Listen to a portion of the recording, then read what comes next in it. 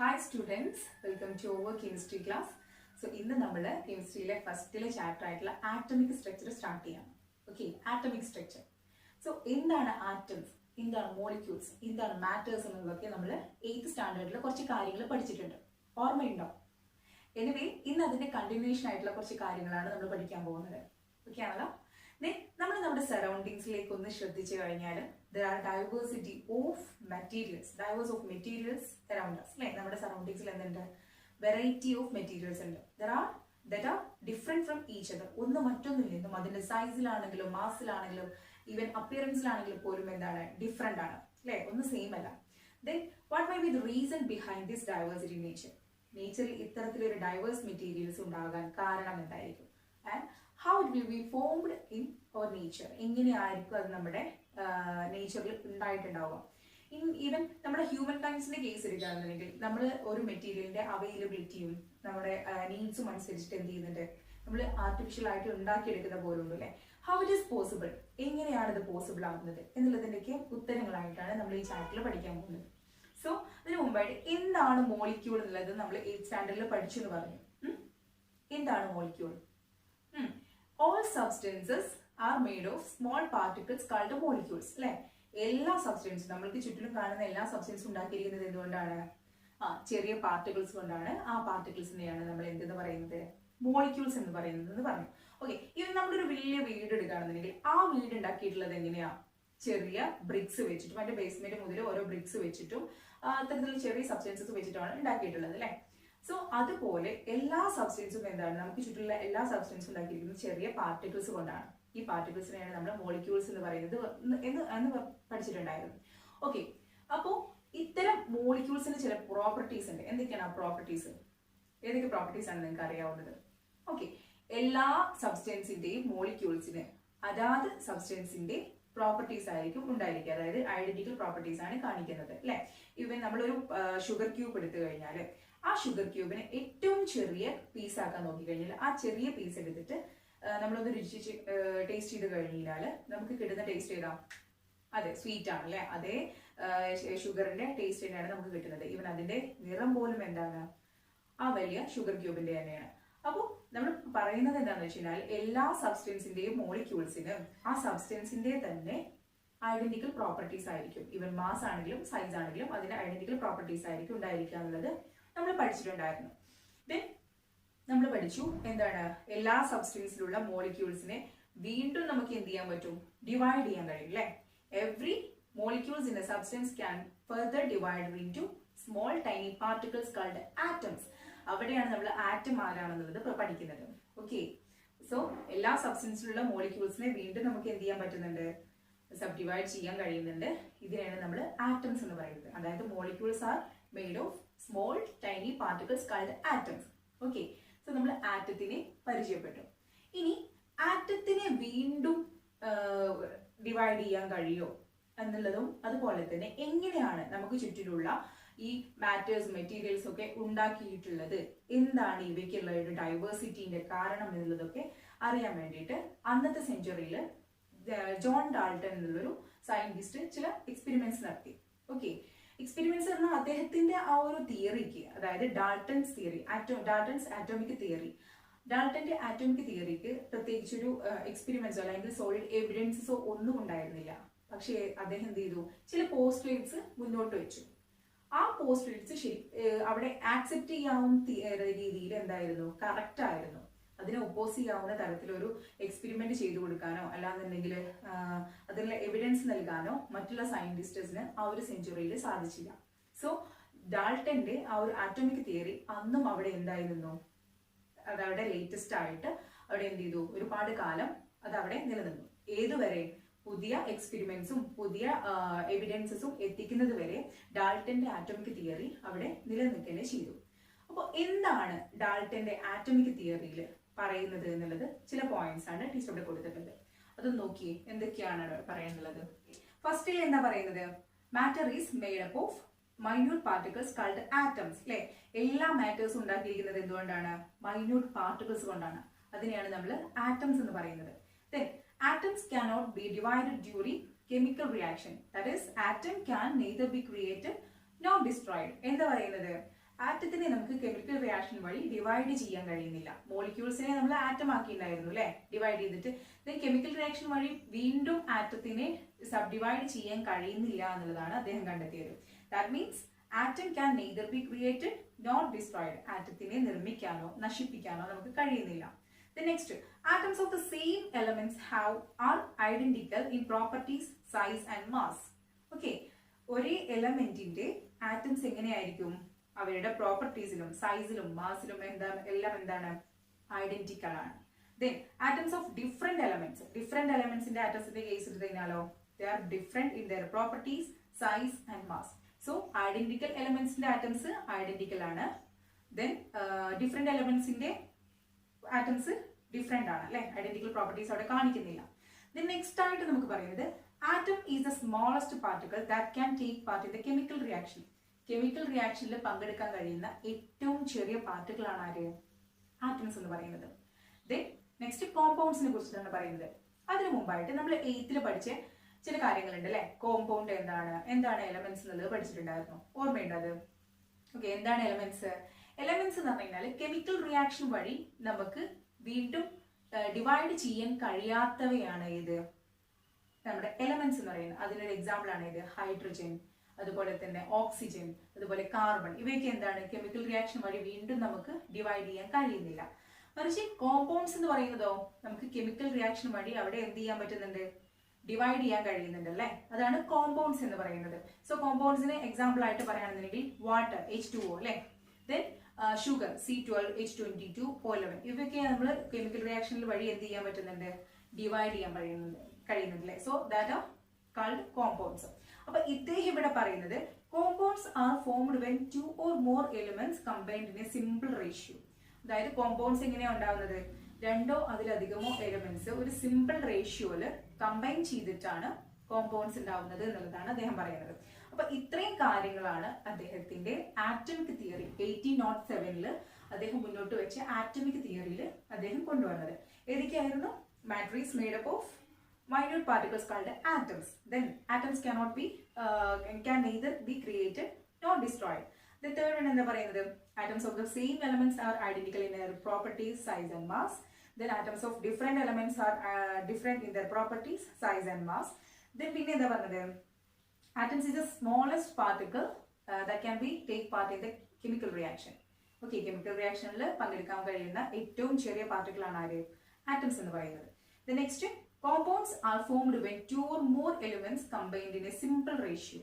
Okay, 2 or അതിലധികമോ elements combine ചെയ്തിട്ടുണ്ടാവുന്നതാണ് എന്ത്? Compounds എന്ന് പറയുന്നത്. അപ്പൊ ഇത്രയും കാര്യങ്ങളായിരുന്നു അദ്ദേഹത്തിന്റെ ആറ്റമിക് തിയറിയിൽ മുന്നോട്ട് കൊണ്ടുവരുന്നത്. ഓക്കെ, ഇനി നെക്സ്റ്റ് ആയിട്ട് എന്ത് ചെയ്തു? ഒരുപാട് സയന്റിസ്റ്റേഴ്സ് അദ്ദേഹത്തിന്റെ ഈ തിയറിനെ ഇല്ലാണ്ടാക്കാൻ വേണ്ടിയിട്ട്, അതായത് ഡിനൈ ചെയ്യാൻ വേണ്ടിയിട്ട് ശ്രമിച്ചു. അതിന് അവർ ഒരുപാട് എക്സ്പെരിമെന്റ്സും ഒരുപാട് ഒബ്സർവേഷൻസും ഒക്കെ കൊണ്ടുവന്നു.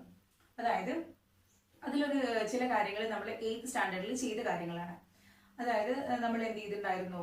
ഒരു കോംബ് എടുത്തിട്ട് ഡ്രൈ ഹെയറിൽ നന്നായിട്ട് റബ്ബ് ചെയ്തതിനു ശേഷം പേപ്പർ പീസിന്റെ അടുത്തേക്ക് കൊണ്ടുപോയപ്പോൾ എന്താ നിങ്ങൾ ഒബ്സർവ് ചെയ്തത്? അവിടെ ഈ പേപ്പർ പീസ് കോമ്പിനോട് നന്നായിട്ട് അട്രാക്ട് ചെയ്തു അല്ലെ, ഒട്ടിപ്പിടിച്ചിരുന്നുണ്ടായിരുന്നു.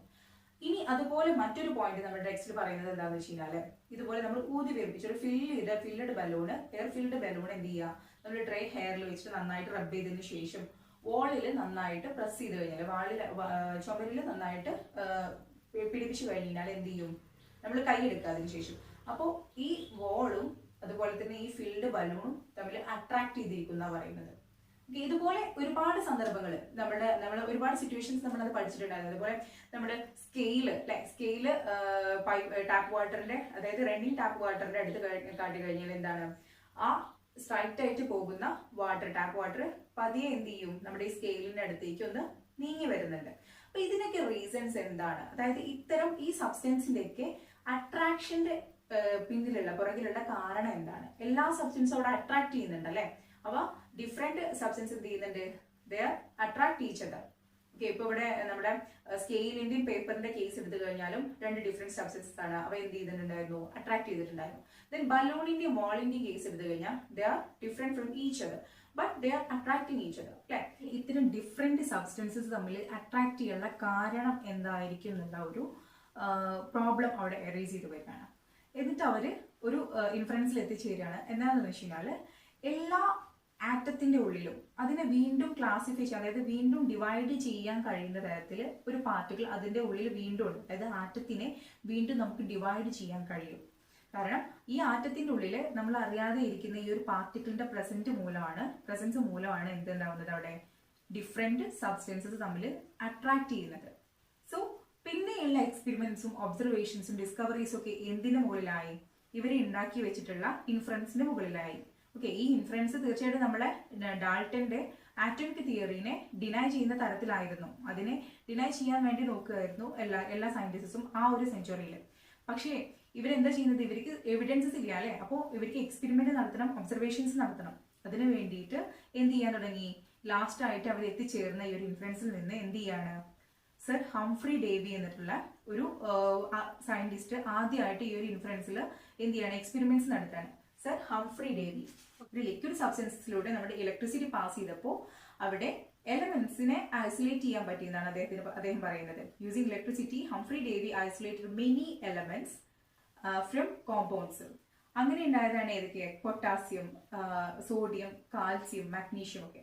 He conducted experiments which involved the passage of electricity through liquid. Then he understood. അദ്ദേഹം എന്തൊരു കൺക്ലൂഷൻ ആണ് എത്തിയതെന്ന് വെച്ചാൽ the presence of electric charge in substances. എല്ലാ സബ്സ്റ്റൻസസിലും എന്തുണ്ട്, ഒരു ഇലക്ട്രിക് ചാർജിന്റെ പ്രസൻസ് ഉണ്ട് എന്നുള്ളത് അദ്ദേഹം ആദ്യമായിട്ട് മനസ്സിലാക്കുകയാണ്.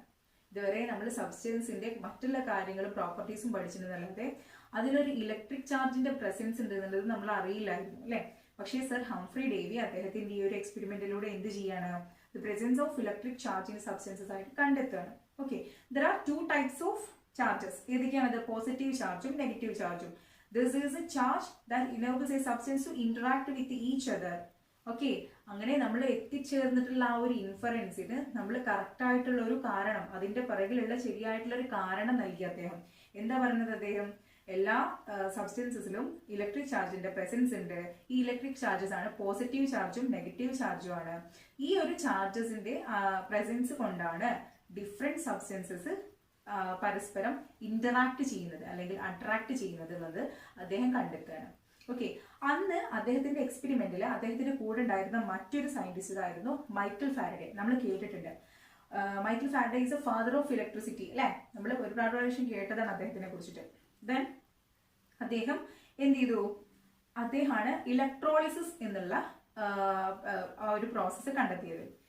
Liquid substances can be separated into their components by passing electricity through it. അതായത് നമ്മൾ ഒരു ലിക്വിഡ് സബ്സ്റ്റൻസസിലൂടെ ഇലക്ട്രിസിറ്റി പാസ് ചെയ്ത് കഴിഞ്ഞാൽ നമുക്ക് എന്ത് ചെയ്യാൻ പറ്റുന്നുണ്ട്, അതിലെ കോമ്പണന്റ്സിനെ സെപ്പറേറ്റ് ചെയ്യാൻ കഴിയുന്നുണ്ട്. സർ ഹംഫ്രി ഡേവി കണ്ടുപിടിച്ചതിന്റെ ബാക്കിയായിട്ടാണ് നമ്മുടെ മൈക്കൽ ഫാരഡേ ചെയ്തത്. അങ്ങനെ അദ്ദേഹം അതിൽ നിന്നാണ്, ആ ഒരു എക്സ്പെരിമെന്റിൽ നിന്നാണ് ലോ ഓഫ് ഇലക്ട്രോളിസിസ് എന്നുള്ള ഒരു നിയമം കൊണ്ടുവരുന്നത്. ഓക്കെ, ലോ ഓഫ് ഇലക്ട്രോളിസിസ് നമ്മൾ ചെയ്തിട്ടുണ്ടായിരുന്നു 8th സ്റ്റാൻഡേർഡിലാണെന്ന് തോന്നുന്നു. നമ്മൾ ചെയ്തിട്ടുണ്ട് എന്ത്, ആനോഡ് കാഥോഡ് വെച്ചിട്ട് നമ്മൾ ഇലക്ട്രോളിസിസ് ചെയ്യുന്ന ആ ഒരു പ്രോസസ്സ് നിങ്ങൾ പഠിക്കുന്നുണ്ട് ഇനി. സോ ലോ ഓഫ് ഇലക്ട്രോളിസിസ് കൊണ്ടുവന്നത് ആരായിരുന്നു, മൈക്കൽ ഫാരഡേ ആയിരുന്നു. But he failed to explain the reason behind this process. അതിന്റെ പുറകിലുള്ള റീസൺസ് എക്സ്പ്ലെയിൻ ചെയ്യാൻ അദ്ദേഹത്തിന് കഴിഞ്ഞില്ല. ആർക്ക്, മൈക്കൽ ഫാരഡേക്ക് കഴിഞ്ഞില്ല. So he's A father of electricity. Then he discovered the electrolysis, the process of electrolysis and formed a law of electrolysis അല്ലെ. Electrolysis എന്നുള്ള law കണ്ടുപിടിച്ചത് ആരായിരുന്നു, മൈക്കൽ ഫാരഡേ ആയിരുന്നു. ദെൻ നെക്സ്റ്റ് ഹെൻറിച്ച് ഗേസ്ലർ ആണ്. എന്താണ് അദ്ദേഹം ഇനിയിപ്പോൾ എന്തായിരിക്കും, ഇവിടെ ഇപ്പോൾ നമ്മുടെ മൈക്കൽ ഫാരഡേ ഇവിടെ ഫെയിൽഡ് ആയിട്ടുണ്ട്. എന്ത് കാരണത്തിന്, ഇതിന് പുറകിലുള്ള റീസൺ കണ്ടുപിടിച്ചില്ല അല്ലെ. അപ്പൊ തീർച്ചയായിട്ടും മറ്റൊരു സയന്റിസ്റ്റ് ചെയ്യുന്നത് എന്തായിരിക്കും, ഇതിന് കാരണം കണ്ടെത്തുന്നതാണ്. സോ നെക്സ്റ്റ് വന്നത് ഹെൻറിച്ച് ഗേസ്ലർ ആണ്. അദ്ദേഹം ഒരു സ്കിൽഫുൾ ഗ്ലാസ് മേക്കർ ആണ് ഗേസ്ലർ. അദ്ദേഹം ഇവരുടെ ഡിസ്ചാർജ് ട്യൂബ്, വാക്യൂം ട്യൂബ്, നമ്മൾ കേട്ടിട്ടുണ്ട് വാക്യൂം ട്യൂബിനെ കുറിച്ച്. എന്താ വാക്യൂം എന്ന് പറഞ്ഞു കഴിഞ്ഞാൽ എംപ്റ്റി സ്പേസ് ആണ്. അതായത് എയർ ഇല്ലാത്ത എംപ്റ്റി സ്പേസ് ആണ് നമ്മൾ വാക്യൂം എന്ന് പറയുന്നത്. സോ ഇത്തരത്തില് എംപ്റ്റി ആയിട്ടുള്ള ഒരു ട്യൂബ് കണ്ടുപിടിക്കുന്ന ആര്, ഹെൻറിച്ച് ഗേസ്ലർ. വാക്യൂം ട്യൂബ് കണ്ടുപിടിച്ചത് ഹെൻറിച്ച് ഗേസ്ലർ ആണ്. So the electricity can also pass through the gases. അദ്ദേഹം എന്ത് കണ്ടുപിടിച്ചു, ഇതുവരെ നമ്മൾ ലിക്വിഡ് സബ്സ്റ്റൻസിലൂടെയാണ് നമ്മൾ ഇലക്ട്രിസിറ്റി പാസ് ചെയ്തിരുന്നത് അല്ലെ. പിന്നെ അദ്ദേഹം എന്ത് കണ്ടുപിടിക്കുകയാണ്? ഗ്യാസസിലൂടെയും നമുക്ക് ഇലക്ട്രിസിറ്റി പാസ് ചെയ്യാൻ കഴിയുന്നുള്ളത് കണ്ടുപിടിക്കുകയാണ്. ഇദ്ദേഹം കണ്ടുപിടിച്ച വാക്യൂം ട്യൂബിൽ നിന്നാണ് പിന്നെ ബാക്കിയുള്ള എല്ലാ എക്സ്പെരിമെന്റ്സും നടക്കുന്നത്. ബാക്കിയുള്ള എല്ലാ സയന്റിസ്റ്റസും അവരുടെ കോൺട്രിബ്യൂഷൻ തന്നത് എന്തുകൊണ്ടാണ്? ഈ ഒരു വാക്യൂം ട്യൂബിന്റെ ഇൻട്രൊഡ്യൂസ് ചെയ്ത കാരണമാണ്. അതിന്റെ ഒരു കാരണം കൊണ്ട് മാത്രമാണ് എന്തുണ്ടായത്? ബാക്കിയുള്ള എക്സ്പെരിമെന്റ്സ് ഒക്കെ നടന്നത്. സോ അദ്ദേഹം കണ്ടുപിടിച്ചത് എന്താണ്? The electricity can also pass through gases. ഗ്യാസസിലൂടെയും ഇലക്ട്രിസിറ്റി പാസ് ചെയ്യാൻ കഴിയുന്നുണ്ട്. These goes to accelerate the studies about nature of substance. അല്ലെ, സബ്സ്റ്റൻസിന്റെ നേച്ചറിനെ കുറിച്ച് പഠിക്കാനുള്ള ഒരു തുടക്കം അല്ലെങ്കിൽ ഒരു ടേണിംഗ് പോയിന്റ് ആയിരുന്നു എന്ത്? ഇദ്ദേഹത്തിന്റെ ഇന്റർവെൻഷൻസ്. ദെൻ നെക്സ്റ്റ് ആയിട്ട് ആരാണ്? ജൂലിയസ് പ്ലക്കർ വിത്ത് ഹെൻറിക് ഗേസ്ലർ. അതായത് ഹെൻറിക് ഗേസ്ലറിന്റെ കൂടെ എക്സ്പെരിമെന്റിനെ സഹായിച്ചിരുന്ന അല്ലെങ്കിൽ അദ്ദേഹത്തിന്റെ കൂടെ എക്സ്പെരിമെന്റിൽ ഉണ്ടായിരുന്ന മറ്റൊരാളാണ് ആര്? ജൂലിയസ് പ്ലക്കർ എന്ന് പറയുന്നത്.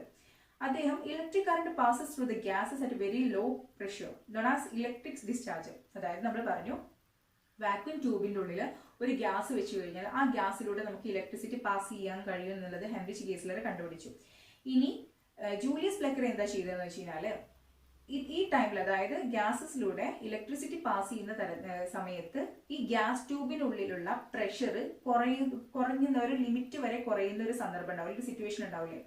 ആ ഒരു ലിമിറ്റ് വരെ കുറയുന്ന ഒരു സിറ്റുവേഷൻ, പ്രഷർ കുറയുന്ന ഒരു സിറ്റുവേഷനെയാണ് നമ്മൾ ഇലക്ട്രിക് ഡിസ്ചാർജ് എന്ന് പറയുന്നത്. During electric discharge, if the pressure inside the tube decreases beyond A limit, A glow of light will be seen on the side of the tube. എന്താ പറയുന്നത്? ഈ ഇലക്ട്രിക് ഡിസ്ചാർജിന്റെ സമയത്ത് എന്ത് ചെയ്യാണ് നമ്മൾ? ആ ഗ്ലാസ് ട്യൂബിനകത്തുള്ള പ്രഷർ ഒരു ലിമിറ്റ് വരെ കുറയ്ക്കുന്ന സമയത്ത് എന്ത് ചെയ്യാൻ കഴിയുന്നുണ്ട്? അവിടെ ഒരു ഗ്ലോ, ലൈറ്റിന്റെ ഗ്ലോ കാണാൻ കഴിയുന്നുണ്ട്. ട്യൂബിന്റെ വശങ്ങളിലായിട്ട് ഒരു ലൈറ്റ് ഗ്ലോ കാണാൻ കഴിയുന്നുണ്ട്, ലൈറ്റിന്റെ ഗ്ലോ കാണാൻ കഴിയുന്നുണ്ട് എന്നാണ് അദ്ദേഹം പറഞ്ഞത്. ഓക്കെ, അതിനുശേഷം അദ്ദേഹം എന്ത് ചെയ്തു? ഈ കാണുന്ന ലൈറ്റ് ഗ്ലോവിന്റെ അടുത്ത്, ഈ ട്യൂബിന്റെ സൈഡിലായിട്ടുള്ള ലൈറ്റ് ഗ്ലോവിന്റെ അടുത്തേക്ക് ഒരു മാഗ്നറ്റ് കൊണ്ടുവരികയാണ്. മാഗ്നറ്റ് കൊണ്ടുവരുന്ന സമയത്ത് എന്താ ചെയ്യുന്നത്? ഈ ഒരു ഗ്ലോ ഡിസ്പ്ലേസ്ഡ് ആവുകയാണെന്നാണ് പറയുന്നത്. അതായത് വേറൊരു സ്ഥലത്തേക്കായിട്ട് അത് മാറിപ്പോകുന്നുണ്ട്. So the position of glow will change. അല്ലേ? അപ്പൊ ഇദ്ദേഹം എന്താ ചെയ്തത്? നമ്മുടെ ഗേസ്ലർ കണ്ടുപിടിച്ച അതേ എക്സ്പെരിമെന്റ് വീണ്ടും തുടരുകയാണ് ചെയ്യുന്നത്. അല്ലെ? അദ്ദേഹം എന്ത് ചെയ്യുന്നത്?